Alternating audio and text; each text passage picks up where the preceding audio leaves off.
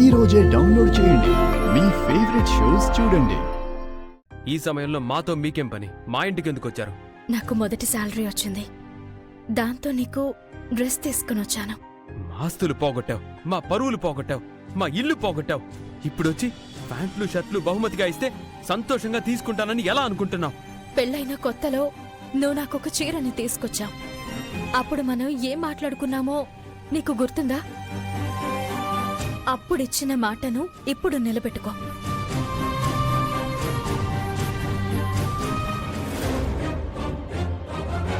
కట్టుకోవడానికి బట్టలు కూడా లేనివాళ్లాగా అది ఇచ్చిన బట్టల్ని ఎందుకు తీసుకున్నావురా? అప్పట్లో నేను అమ్మ మీద ఒట్టు వేశాను. దయచేసి అర్థం చేసుకోండి. బావ నేనిచ్చిన డ్రెస్ తీసుకున్నాడని ఇద్దరూ షాక్ అయినట్టున్నారు. నా బావకి ఎప్పుడు ఏది చెప్పాలో, ఏ సమయంలో ఏది గుర్తు చేయాలో నాకు తెలుసు కదా. తొందరలో నా బావని నా వైపుకు తిప్పుకుంటాను.